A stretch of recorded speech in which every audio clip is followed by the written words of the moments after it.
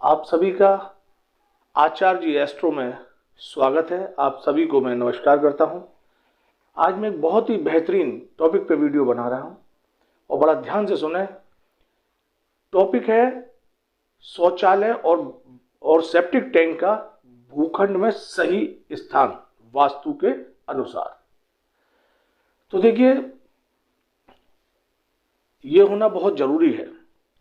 अब देखिए, किसी भी भूखंड में, किसी भी प्लॉट पे, किसी भी घर मकान के अंदर शौचालय और सेप्टिक टैंक का निर्माण होना बहुत ही आवश्यक होता है। किंतु ये शौचालय अगर गलत जगह पे बन जाए तो उस भवन में रहने वाले परिवार और मुखिया की जिंदगी को तबाह, बर्बाद और पूरी लाइफ परेशानी में डाल देता है। तो मैं बताऊंगा आपको बेहतरीन, सर्वोत्तम, आइडियल जगह कि किसी भी प्लॉट में वो आइडियल जगह कहां है।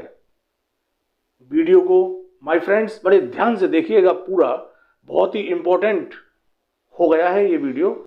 इसलिए फ्रेंड्स, मैं ये कहना चाह रहा था कि भूखंड में, भवन में जब भी शौचालय का निर्माण करें तो किसी अच्छे वास्तु वाले से परामर्श करने के बाद ही करना चाहिए। अब मैं बताऊंगा आपको बहुत बेहतरीन जगह।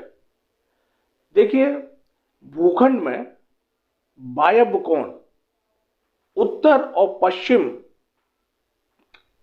का जो एंगल होता है, जो कोना होता है, उसको हम वायव्य कोण कहते हैं। सबसे सुपर स्थान, सबसे आइडियल पोजीशन किसी भी भूखंड में शौचालय बनाने के लिए सिर्फ और सिर्फ वायव्य कोण होता है। यहीं पे हमारा सेप्टिक टैंक बनना चाहिए और यहीं पर शौचालय का निर्माण होना चाहिए। क्योंकि वायव्य कोण ही सर्वोत्तम स्थान क्यों होता है, सवाल ये उठता है। तो देखिए, वायव्य कोण गैसों से संबंध रखता है, इसलिए शौचालय में और सेप्टिक टैंक में गैसें ज्यादा बनती हैं, क्योंकि ये केमिकल रिएक्शन होता है। तो इसलिए वास्तुशास्त्र में इसके लिए जगह वायव्य कोण में निश्चित की गई है। सबसे सुपर और आइडियल जगह होती है माय फ्रेंड्स। तो याद रखना, वायव्य कोण में ही शौचालय और सेप्टिक टैंक का निर्माण करना चाहिए, क्योंकि ये गैसों से संबंध रखता है। और इस जगह पे निर्माण किया हुआ शौचालय और सेप्टिक टैंक दूसरी जगहों में निर्माण के कंपेयर में बहुत अच्छा और बिना किसी अवरोध के हमेशा वर्किंग में अच्छी तरह से सुचारू रूप से चलते रहते हैं। तो मित्रों, सेप्टिक टैंक कहां से और शौचालय वायव्य कोण में किस तरह से बनाएंगे, वो हम आपको एक ड्राइंग में समझाएंगे, तो कृपया ध्यान दें। अब देखिए, ये एक प्लॉट है, ये ए, बी, सी और डी, ये एक रेक्टेंगल प्लॉट है। ये पूरा फेसिंग वाला है। देखिए, पूरा रोड है, ये पूरा फेसिंग का है। तो ये ईशान हो गया, ये उत्तर और पश्चिम का ये एरिया जिसे हम वायव्य कोण कहते हैं।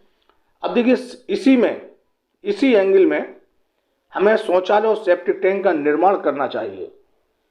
देखिए, सेप्टिक टैंक, ये जो प्लॉट की जो नींव है ना, ये प्लॉट की नींवों को कभी टच नहीं करना चाहिए।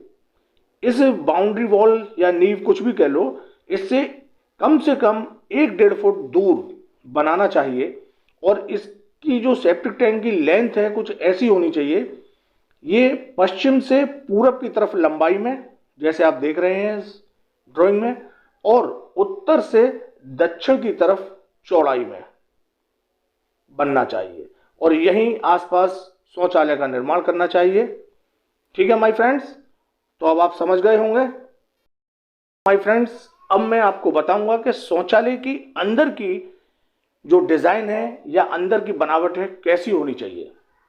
तो माय फ्रेंड्स, शौचालय की दीवारों का रंग हल्का कलर रखना चाहिए, और जो उसमें जो टाइल्स का हम प्रयोग करते हैं ना, उनका भी कलर लाइट कलर होना चाहिए।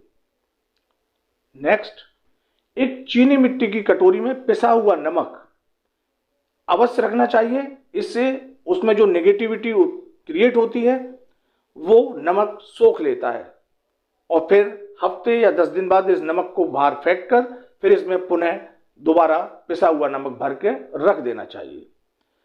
टॉयलेट का फर्श कोशिश करनी चाहिए कि ज्यादा से ज्यादा सूखा हुआ रहे, उसमें बदबू या गंदगी नहीं होनी चाहिए।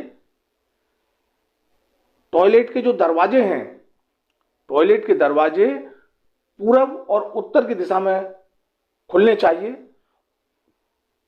टॉयलेट का जो दरवाजा होता है वो गला, सड़ा, टूटा या चटका हुआ नहीं होना चाहिए, वो भी साफ सुथरा होना चाहिए, अच्छा होना चाहिए। और टॉयलेट में जो खिड़की या वेंटिलेशन हो वो उत्तर या पूरब की दीवारों पे बनाना चाहिए, जिससे कि उसमें हवा अच्छी और पॉजिटिव अंदर आएगी, जो सही रहता है। शौचालय का दरवाजा हमेशा बंद रखें। शौचालय में शौचालय का प्रयोग करते वक्त कभी भी मुख पूर्व दिशा में नहीं होना चाहिए। अब ये तो बातें हैं, ये जो बातें मैंने बताई आपको वो शौचालय के अंदर के निर्माण की बताई कि शौचालय कैसा होना चाहिए। और इसके फर्श का जो ढलान है ना वो ईशान कोण की तरफ होना चाहिए, ताकि टॉयलेट के फर्श का जो भी पानी है वो ईशान में होकर बाहर की जानकारी है, क्योंकि पूरे मकान में अकेला ये ऐसी चीज है टॉयलेट जो इंसान की जिंदगी को बहुत कुछ नरक के समान बना देता है। तो माय फ्रेंड्स, मैंने जो बताया उसका विशेष ध्यान रखें, क्योंकि मेरी सिर्फ केवल और केवल एक ही इच्छा है और एक ही भावना है कि सभी लोग इस दुनिया में सुख और शांति से रहें, जिसमें ये वास्तु का भी बहुत बड़ा योगदान है। तो माय फ्रेंड्स,